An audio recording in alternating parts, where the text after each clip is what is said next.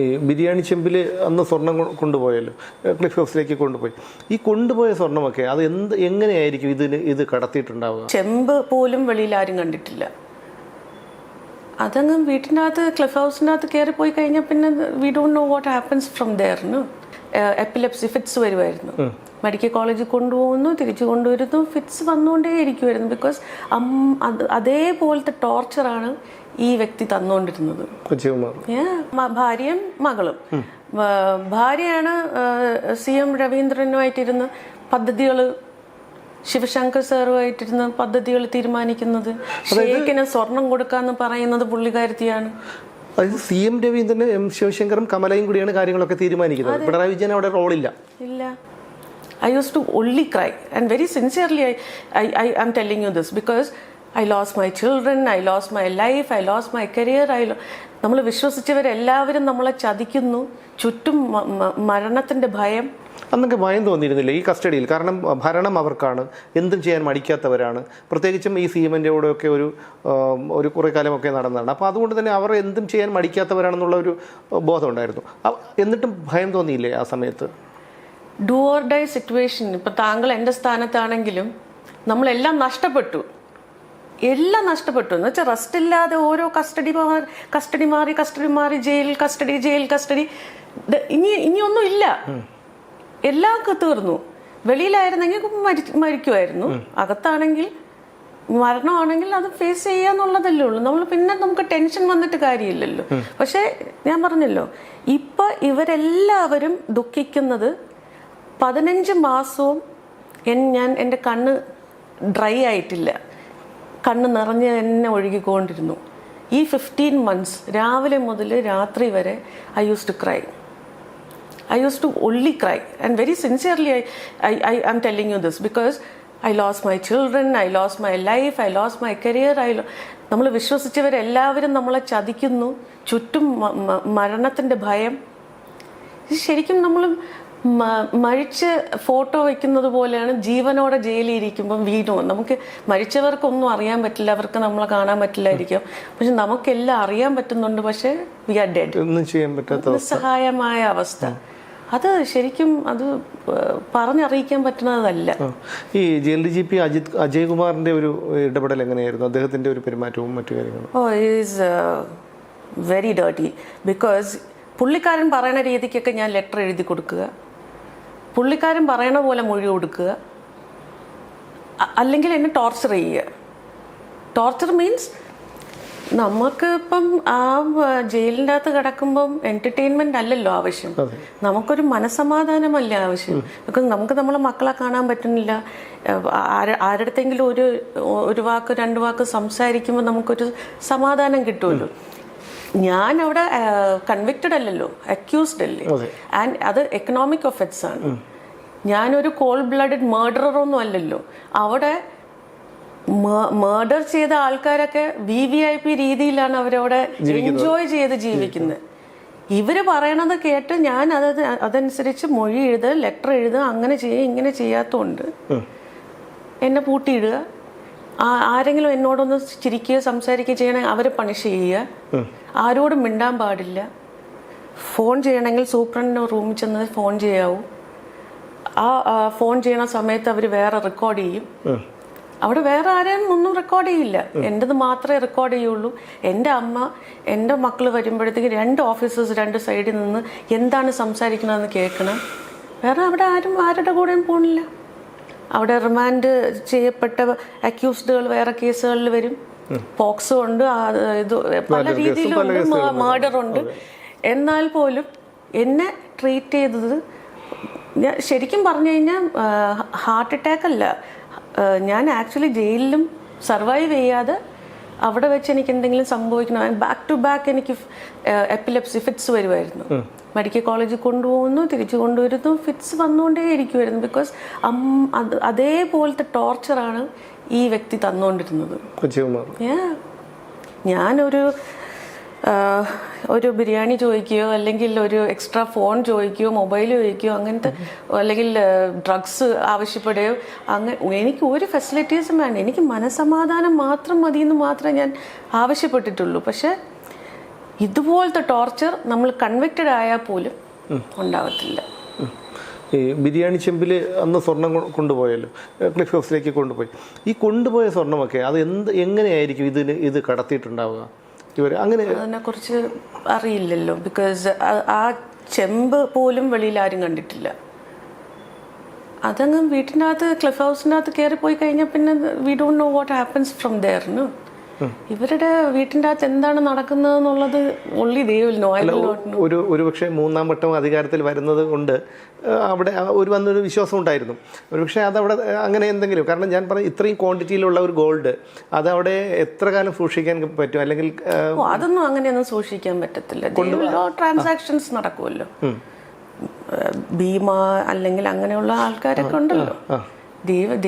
It's very easy for them to handle all these things. ഒരു കണക്കിന് ഈ പിണറായി വിജയനെ കുറിച്ച് മുമ്പ് പറയുന്നത് പലരോടും ഞാൻ സംസാരിച്ചപ്പോൾ പറഞ്ഞത് അദ്ദേഹം അത്ര വലിയ കുഴപ്പക്കാരനൊന്നുമല്ല. പക്ഷേ അദ്ദേഹം പാർട്ടിപരമായിട്ട് ചില കർശന സ്വഭാവക്കാരനായിരുന്നുവെങ്കിലും അദ്ദേഹത്തിൻ്റെ മക്കളാണ് വഴിതെറ്റിച്ചത്.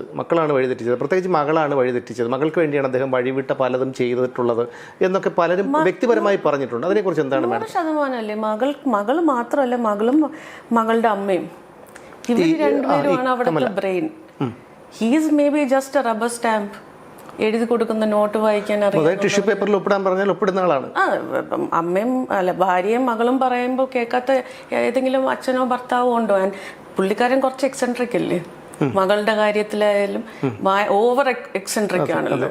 അപ്പം എന്തുണ്ടെങ്കിലും എല്ലാ പവറും വേണം, എല്ലാം പിടിച്ച് അടക്കി വയ്ക്കണം ഫോർ മൈ ഡോട്ടർ എന്നുള്ളൊരു ചിന്താഗതിയല്ലേ. അപ്പോൾ പിന്നെ obviously is just rubber stamp.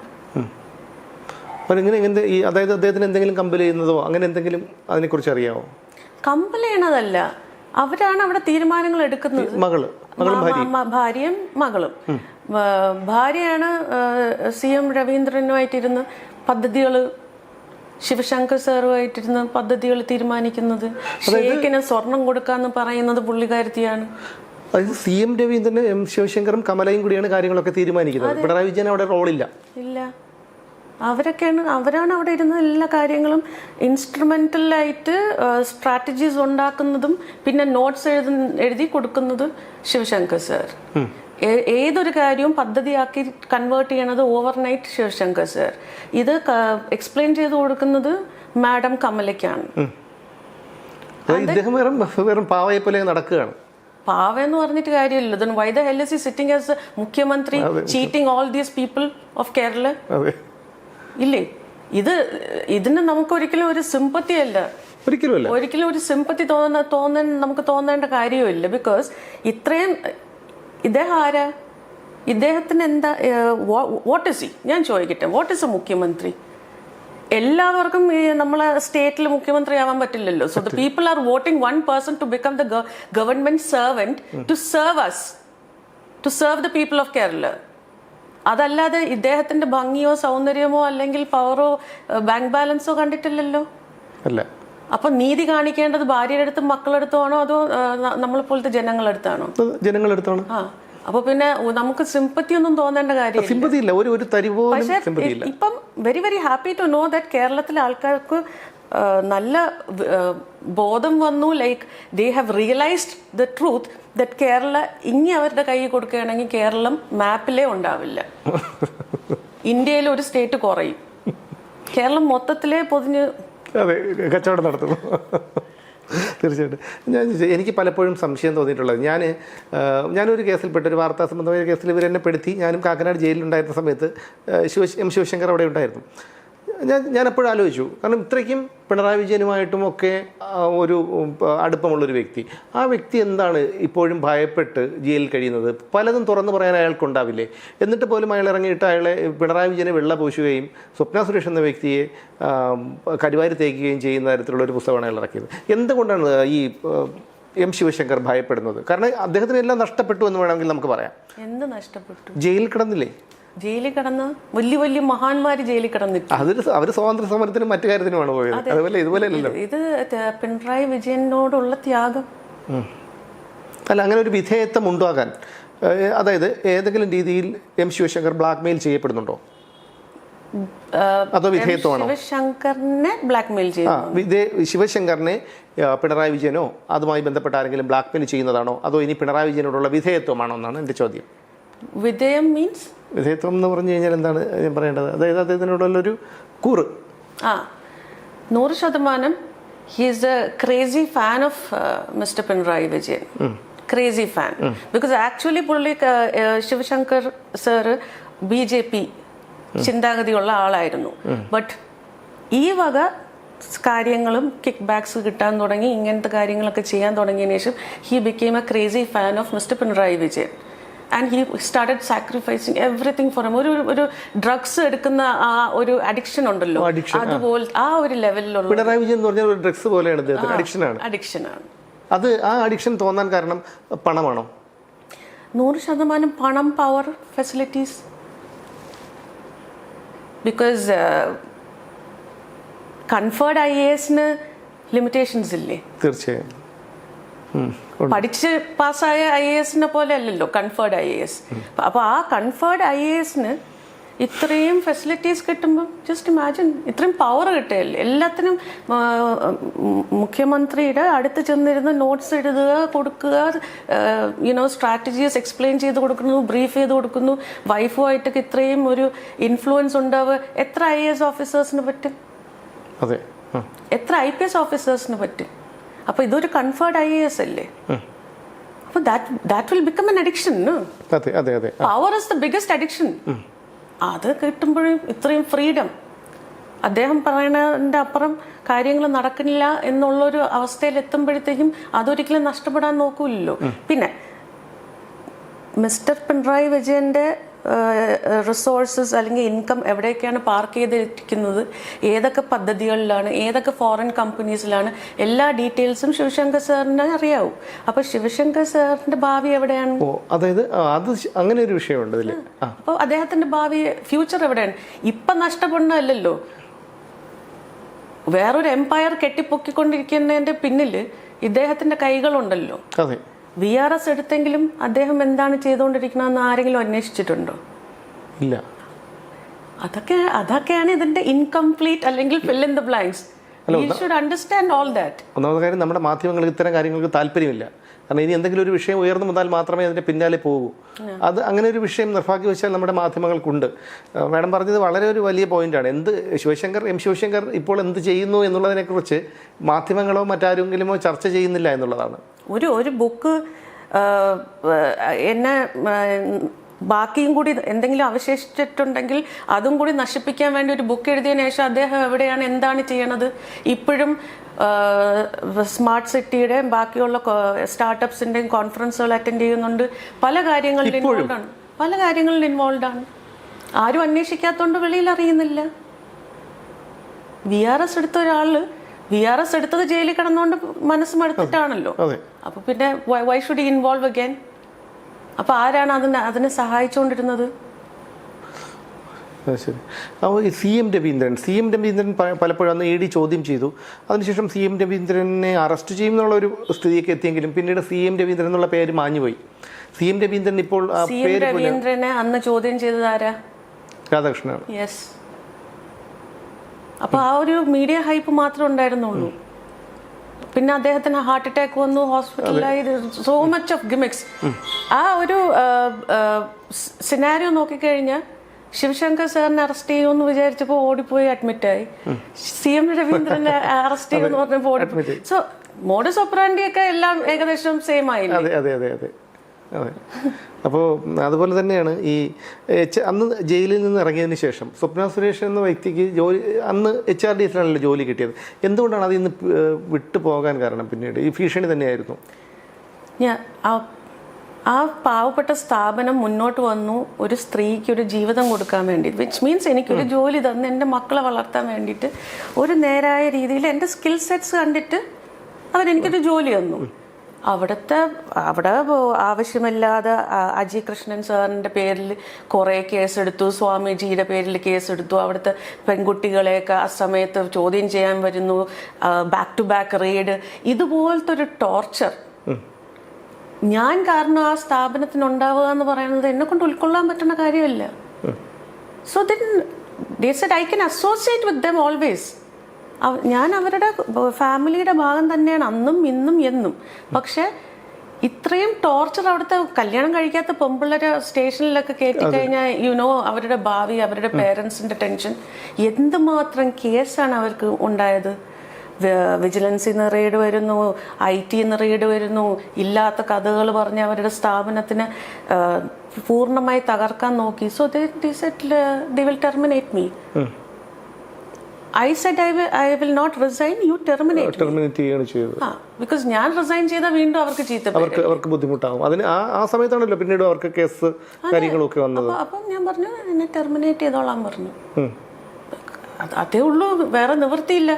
എൻ്റെ ഒരു സെൽഫിഷ് കാര്യത്തിനോ അല്ലെങ്കിൽ എൻ്റെ മകനെ വളർത്താൻ വേണ്ടി ഞാൻ ഇത്രയും ഫാമിലീസിന് ആപത്തിലിടുക എന്ന് പറയണത് it's not on, it's not practical. ഇപ്പൊ വീണ്ടും അവരുമായിട്ട് തന്നെ ചേർന്ന് പ്രവർത്തിക്കാൻ തന്നെ തീരുമാനിച്ചു. അതെ അതെ, ബിക്കോസ് വേറെ ആരും മുന്നോട്ട് വരുന്നില്ല. ഇനിയിപ്പം ഗവൺമെന്റ് മാറി, ഇനി ഐ ഡോണ്ട് നോ ആരെങ്കിലും വലിയ മനസ്സ് ഉള്ള മലയാളീസ് ഉണ്ടെങ്കിൽ നമുക്ക് ടാലന്റ് ഉണ്ട്, സ്കിൽ സെറ്റ്സ് ഉണ്ട്. I possess everything what I need for an organization. If somebody is interested, let them come forward. We'll see about it. But as of now, അതുപോലെ തന്നെയാണ് അന്ന് കുറേ പ്രശ്നങ്ങളുണ്ടാക്കി. അത് എനിക്കിപ്പോഴും അത്ഭുതം തോന്നുന്നത് അറിയാമോ, ഈ സ്വപ്ന സുരേഷ് എന്ന് പറയുന്ന വ്യക്തിയെ ആരൊക്കെ നോവിച്ചിട്ടുണ്ടോ അവരെല്ലാവരും അനുഭവിച്ചു എന്നുള്ളതാണ്. അത് ചുരുങ്ങിയ കാലയളവിലുള്ളിൽ പിണറായി വിജയനാകട്ടെ, വീണ വിജയനാകട്ടെ, അതായത് അന്ന് സ്വപ്ന സുരേഷിനെ ചോദ്യം ചെയ്ത അതേ ED ആണ് ഇന്ന് വീണ വിജയനെ മണിക്കൂറുകളോളം ചോദ്യം ചെയ്യുന്നത് എന്നുള്ളതാണ്. സ്വപ്ന സുരേഷിൻ്റെ അമ്മ എന്ത് മാനസികാവസ്ഥയിലൂടെയാണ് കടന്നു പോയത് അത് ഇന്ന് അവരുടെ അമ്മ അനുഭവിക്കുന്നു എന്നുള്ളതാണ്.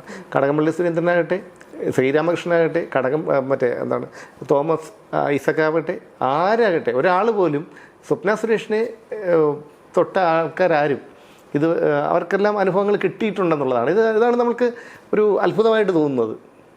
ഇത് ഞാൻ പേഴ്സണലി ചെന്ന് ഒന്നും അവരാരെയും ചെയ്തിട്ടില്ലല്ലോ. ഞാൻ ഒന്നും ചെയ്തിട്ടില്ല. ഈ പറഞ്ഞ 3 വ്യക്തികൾ, കടകംപള്ളി ഓർ തോമസ് ഐസക് ഓർ ശ്രീരാമകൃഷ്ണൻ, അവർ ലൂസ് ടോക്സ് സ്റ്റാർട്ട് ചെയ്തപ്പോഴാണ് ഞാൻ അതിന് ഉത്തരം കൊടുത്തത്. അല്ലാതെ ഞാൻ ഒരിക്കലും അവരെ അൺനെസസറി മറ്റേ പബ്ലിസിറ്റി സ്റ്റണ്ട് ക്രിയേറ്റ് ചെയ്യാൻ, മറ്റേ ചീപ്പ് സംസാരം, അതൊന്നും സംസാരിക്കാനല്ല സ്വപ്ന സുരേഷ് അതിന് നിൽക്കാറില്ല. I am very proud of myself. I am telling you, ഞാൻ ഒരിക്കലും ടാക്കിൾ ചെയ്യേണ്ട പ്രോബ്ലംസ് ഞാൻ ടാക്കിൾ ചെയ്യും. പക്ഷെ ഇങ്ങനത്തെ ഒരു എന്നെ പിടിച്ചു അല്ലെങ്കിൽ എന്നെ കടിച്ചു അല്ലെങ്കിൽ പിച്ചി, ഇങ്ങനത്തെ ചീപ്പ് സംസാരം ഐ ഡോണ്ട് ഡു. അവരെ ലൂസ് ടോക്സ് എപ്പോൾ ചെയ്തോ അപ്പം അതിനുള്ള ഉത്തരം കൊടുത്തു. Be careful, don't play with me because I have the proof. അത് തന്നെ ഞാൻ അന്നും പറയാം, ഇന്നും പറയും, എന്നും പറയും. പക്ഷെ എല്ലാവർക്കും കിട്ടും, ബിക്കോസ് ഞാൻ ഡയറക്റ്റ് പോയി ഒന്നും ചെയ്തതല്ല. അതെ അതെ. അല്ല, അത് മാത്രമല്ല അന്ന് ഈ മാഡം ഈ കാര്യങ്ങളൊക്കെ പറഞ്ഞപ്പോൾ വക്കീൽ നോട്ടീസായിരിക്ക് മാനനഷ്ടത്തിന് കേസ് കൊടുക്കുമെന്നൊക്കെയാണ് തോമസ് ഐസക്കൊക്കെ പറഞ്ഞത്. പിന്നീട് അതിനൊക്കെ ഒരു നടപടിയെല്ലാം ഉണ്ടായോ? ഇല്ല, ഒരു നടപടി ഉണ്ടായിട്ടില്ല. എങ്കിൽ പിന്നെ ബാക്കിയുള്ളത് വെളിയിലാവും. അതായത് എന്തെങ്കിലും തരത്തിൽ വീണ്ടും വന്നു കഴിഞ്ഞാൽ അത് ബാക്കിയുള്ള കാര്യങ്ങൾ തുറന്നു പറയാൻ തയ്യാറാണ്. 100%. ഞാൻ ജയിലിൽ നിന്ന് ഇറങ്ങിയപ്പോൾ ഞാൻ ഒന്നും ചെയ്തില്ല. I was quiet. Sivasankar sir എപ്പോൾ പുസ്തകം ഇറക്കിയോ അപ്പോഴാണ് സൈലന്റ്, ഒരു സൈലന്റ്, അത് മാറ്റി. Then I lost my control. So if anybody comes to play with me, I'll give them the answer. അത് എൻ്റെ ലാംഗ്വേജിൽ എൻ്റെ രീതിക്കായിരിക്കും ഞാൻ ഉത്തരം കൊടുക്കുന്നത്. ഞാൻ ഈ മറ്റേ I am not going to go to lawyers and defamation, മറ്റത് പീഡിപ്പിച്ചു, പീഡനം, അങ്ങനത്തെ ഒരു പബ്ലിസിറ്റി ഒന്നും ഞാൻ അങ്ങനത്തെ ഒരു സ്റ്റുപ്പിഡിറ്റിയും ചെയ്യില്ല. എൻ്റെ കയ്യിലുള്ള സാധനങ്ങളെല്ലാം I will throw it out on the ground. Then we'll have to play. CPM സംബന്ധിച്ചിടത്തോളവും പിണറായി വിജയനെയും മറ്റും സംബന്ധിച്ചിടത്തോളവും ഇത് വലിയ, അതായത് ഈ ഒരു കേസെന്ന് പറയുമ്പോൾ അവരെ സംബന്ധിച്ചിടത്തോളം വലിയ ഒരു വിഷയമാണ്. അപ്പോൾ ഭരണം കൂടി പോയ സ്ഥിതിക്ക് ഏതെങ്കിലും രീതിയിൽ സ്വപ്ന സുരേഷ് എന്ന വ്യക്തിയെ വീണ്ടും സ്വാധീനിക്കാനോ മറ്റോ ശ്രമിച്ചിട്ടുണ്ടോ? എന്നിട്ടില്ല. അപ്പോൾ ഇനി എങ്ങനെയാണ്, അതായത് ഇപ്പോൾ കേസിൻ്റെ അവസ്ഥ എന്താണ്? Waiting for the trials. 164 കൊടുത്തിട്ടുണ്ട്, പക്ഷേ ഇവര് അധികാരത്തിലിരുന്നപ്പോൾ ഒന്നും നടന്നിട്ടില്ല, എല്ലാം സ്റ്റാഗ്നന്റ്, എല്ലാം സ്റ്റോപ്പായി നിൽക്കുകയായിരുന്നു.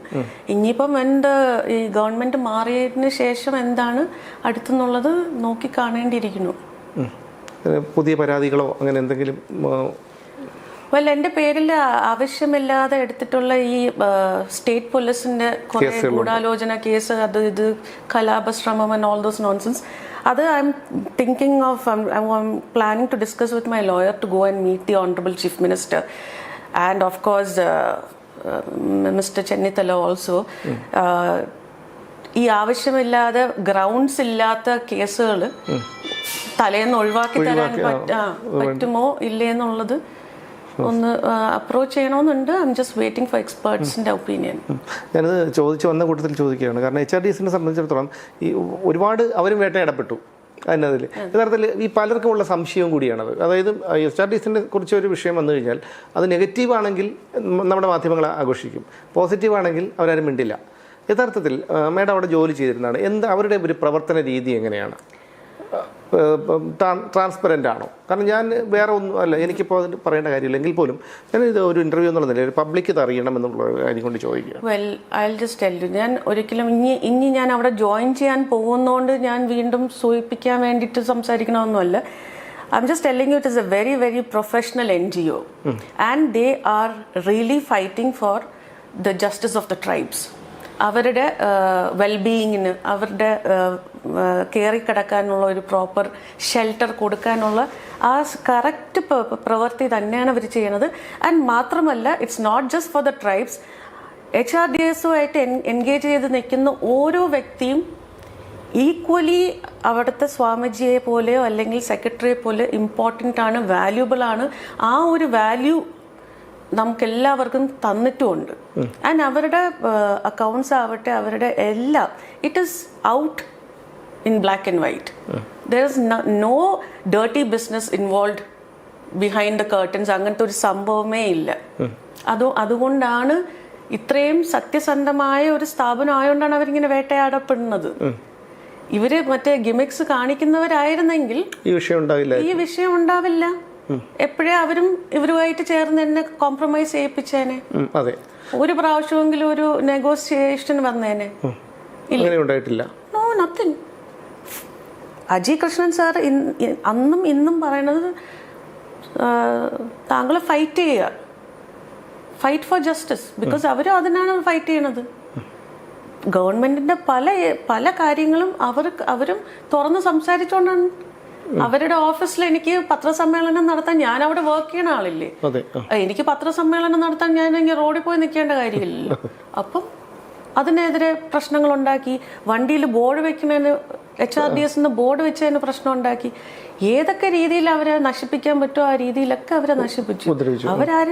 ആരെയും പറ്റിക്കുന്നതുമില്ല, ആരുടെതും പിടിച്ചു പറിക്കുന്നില്ല.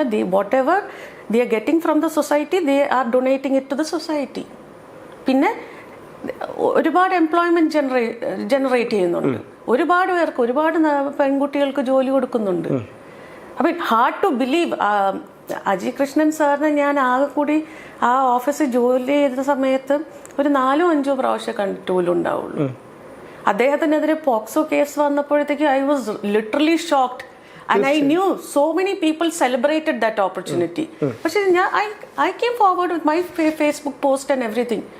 ഞാനാണ് മറുനാടൻ മലയാളിക്കൊക്കെ വിളിച്ചിട്ട് പറഞ്ഞത് ഇത് ഫേക്കാണ്, ഫേക്ക് കംപ്ലൈന്റ് ആണ്, എല്ലാം ഞാൻ ഷെയർ ചെയ്തിട്ട് ഞാൻ പറഞ്ഞു.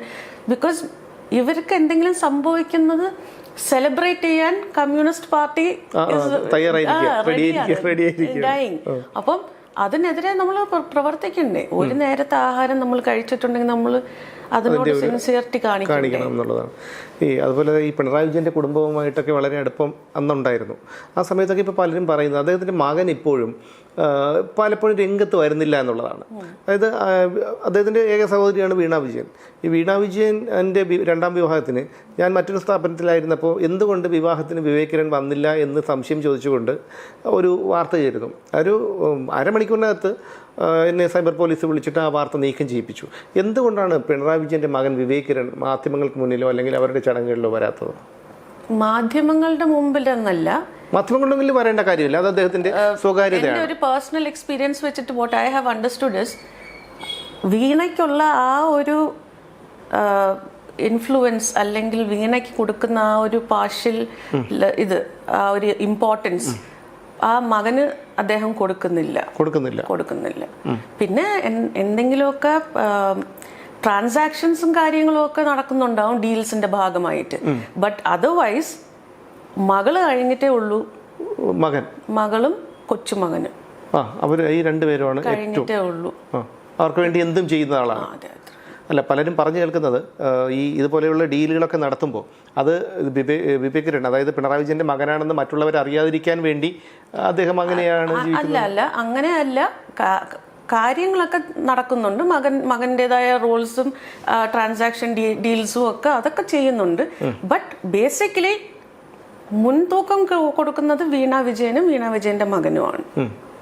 പിന്നെ എനിക്ക് സ്വാഭാവികമായിട്ട് ഒരു സംശയം തോന്നി, അന്ന് പല ചിത്രങ്ങളും വന്നപ്പോഴും മേഡവും അതുപോലെ പിണറായി വിജയൻ്റെ കുടുംബമായിട്ടുള്ള അടുപ്പമാണ്. പ്രത്യേകിച്ചും നമ്മൾ മനുഷ്യരൊക്കെ ഒരു പരിധിയുള്ള മനുഷ്യരൊക്കെ മനുഷ്യത്വം ഉള്ളവരാണ്. പ്രത്യേകിച്ചും സ്ത്രീകൾക്കെന്ന് പറയുമ്പോൾ പുരുഷന്മാരെക്കാളും കുറച്ച് മനുഷ്യത്വം, ഒരു മാതൃത്വം ഒക്കെ ഉള്ളതാണ്. പക്ഷേ സ്വപ്ന സുരേഷ് എന്ന് പറയുന്ന വ്യക്തിയും വീണ വിജയൻ എന്ന വ്യക്തിയും തമ്മിൽ ഏജ് ഡിഫറൻസ് ഒന്നും വലുതായിട്ടൊന്നുമില്ല.